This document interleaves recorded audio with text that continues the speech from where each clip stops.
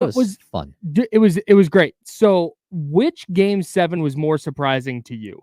You have the Timberwolves coming back from 15 down on the road to beat the defending champion Nuggets 98-90, the third road victory of the series, or is it the Indiana Pacers who not only went into Madison Square Garden in a game 7 but beat down the Knicks? 130 to 109 was the final there.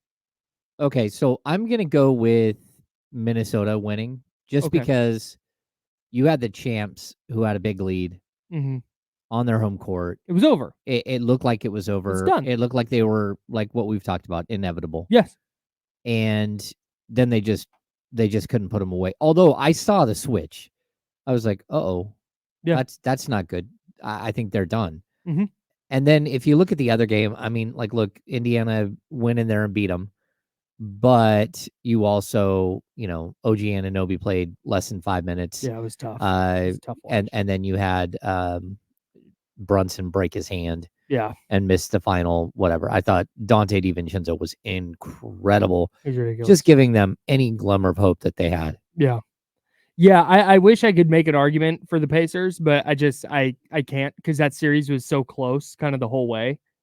Um, so I wish I could sit here and talk about how uh I'm so shocked by how the Pacers went in. And I kind of frankly I was definitely a little surprised that they just controlled that game really from the outset. Yeah. And I know the Knicks at one point cut it to 7, but the Pacers got it comfortably back to double digits pretty quickly after the Knicks made a run. And they just kind of controlled that game from start to finish. But had you told me, here's the thing, and this is why I agree with you. I agree that the Timberwolves is the more surprising one because if you had told me before the Pacers game, hey, FYI, the Pacers win this one by a bunch. It's like, okay, well, OG obviously couldn't be effective. Yep. Jalen Brunson might have run out of gas. He ended up getting hurt, but maybe Jalen Brunson didn't have a great game and ran out of gas. Hart was injured coming Josh in. Hart banged up. Probably they were talking about like Josh Hart and OG potentially being out, and both of them tried to play. So it's like, okay, I can see the map. I can see if you had told me, yeah, hey, the Nuggets are going to lead this game by 20. I'd been like, oh, okay, well that's a wrap then. Yeah. And eventually the Timberwolves, they were up by as many as 10 in the second half. They win it 98-90. Their defense in the second half was crazy. They gave up 37 points in the entire second half while scoring 60.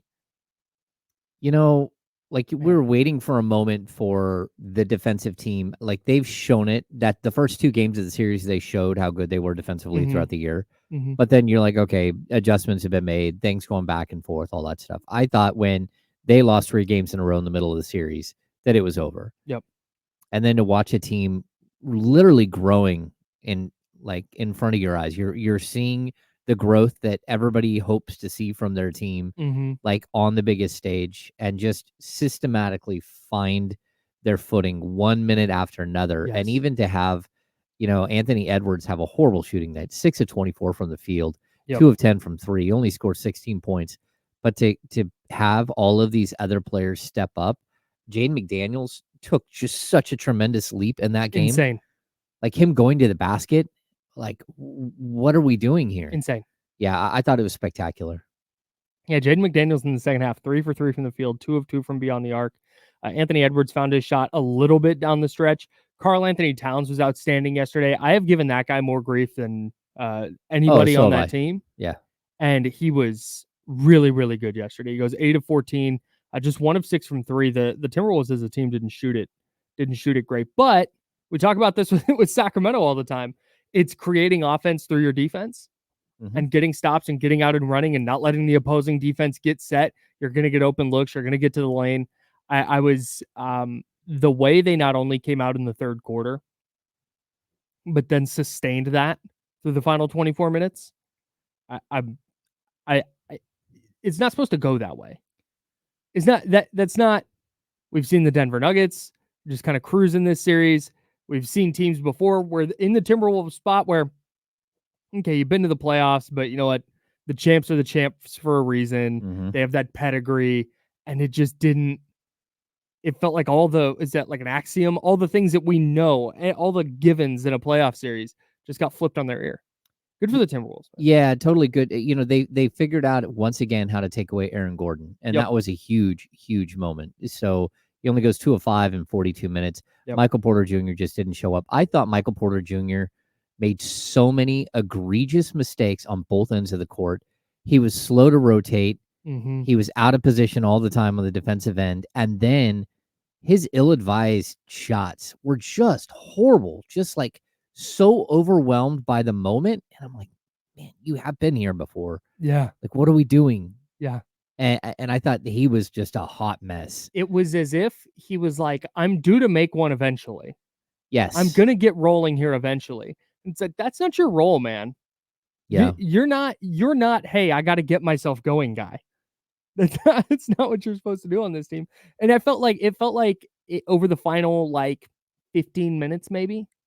It felt like every time Michael Porter Jr. wound up shooting it, it's like that's a win for the Timberwolves. Mm-hmm. The Timberwolves will take that. And the same with Kentavious Caldwell-Pope. I thought he took running and gunning threes that didn't make any sense. Like, what are you doing? They panicked. There was that game was there for the taking. With 6 minutes to go, 5-6 minutes to go. And for Denver, it was like panic time. Like you said, so many rushed threes, so many looks in transition where it's like, God, you could get to the basket. You have plenty of time to go get a layup and then try and get a stop. But they were very out of character. Who was calling that game? On TNT? Yeah. That was it Reggie Miller? I can't remember who it was, but yeah, I think it was Reggie and Kevin Harlan. The analyst said when Rudy Gobert fouls out and they put in Karl Anthony Towns, well, they're bringing in Towns, he's got 5 fouls, but he's their best post defender anyways. I'm like, yeah, they said he was the best defender against Jokic. I'm like, wait a sec. He's been the most effective at defending Jokic. Yeah, I'm like, wait, you have the defensive player of the year there. Like, what are we doing here? And to be honest, I thought Naz Reid was phenomenal against Jokic. Like, there are so many times where he just took away the weird flop, the weird flip shot that Jokic has in the key. Mm-hmm. That's almost always automatic. He just did such a good job. That's just one of those things that you learn about players when you play them night in and night out. Oh yeah, that's right. It was Kevin Harlan, Jamal Crawford, and Reggie Miller. That's right. Okay. Yeah. That's what happens when you watch most games on mute. Oh yeah. Yeah, man. I was already in. I said it on Friday. Regardless of the outcome in Game 7, I'm in on the Timberwolves moving forward.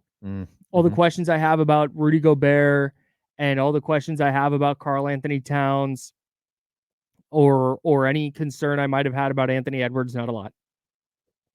I'm in on them as a contender moving forward. And after that, man, I don't know if I'm more in on the Timberwolves or if I'm now more down on the Nuggets. Yeah, I mean, that's where I'm landing on. That's gonna be the problem for the Nuggets. Like, how do you recover from this? How do you rebuild? Because again, we all know, like, cap wise and everything else, they're just like everyone else. They're up against it. They're in the luxury tax. Is what it is. Yeah, and it's like, well, how do you improve? How do you find guys? And I guess you're gonna have some natural growth from Christian Brown, and maybe you get one or two of their other guys hiding on the bench, Watson or Zeke and Najee to step up. But like, that team is kind of built, and that's who they are right now, and it's going to be difficult. The thing is, though, and this is where I don't want to overreact necessarily, because Minnesota might just be the only team. There's been that whole thing this entire series about Tim Connelly, right? Tim Connelly was in Denver. He was the architect of this Denver team, and then he went to Minnesota and built a team to destroy what he had built in Denver.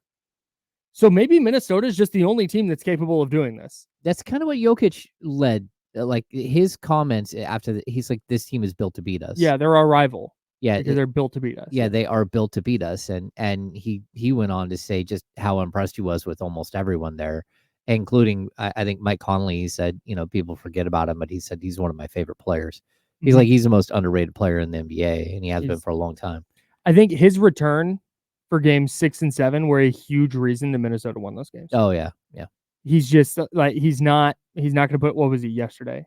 3 for 10. He was 3 of 5 from 3, had 10 points, 4 assists, a couple of steals, 8 rebounds for Mike Conley, but just that steadying presence. You could see in game 5 when he was out, the Timberwolves just had nothing, like no idea what to do offensively. Oh, totally. In crunch time. Yeah, anytime like it got sticky, like anytime the game slowed down, they were in trouble. It was like, Ant, please do something. Yeah, somebody just create one-on-one. Like, who's got it? Yeah, that's not going to fly. No. Really, really interested to see that Mavs Timberwolves Western Conference Finals. Pacers Celtics is our Eastern Conference Finals. Shocker, dude. Just for the Pacers to make this kind of run, because that was mostly in the camp with you that this is a nice story. They make the playoffs. That's great for them. But they're gonna run into the Bucks. But then you know what? Sneak past the Bucks. Oh, get the Knicks. Oh, you know what? Sneak past the Knicks. And here they are. I think they're probably more likely to be the Hawks of 2021, when the Hawks made a deep run and then got to where they are. I think they're probably closer to that than a legitimate long-term contender. But I'm not, after what happened yesterday, I'm definitely not writing them off moving forward. No, you have to at least give them their respect. I mean, shout out to Tyrese Halliburton. Yeah. He showed up big. He showed up big in a couple of big moments late. So it's good to see him like grow through the playoff experience as well.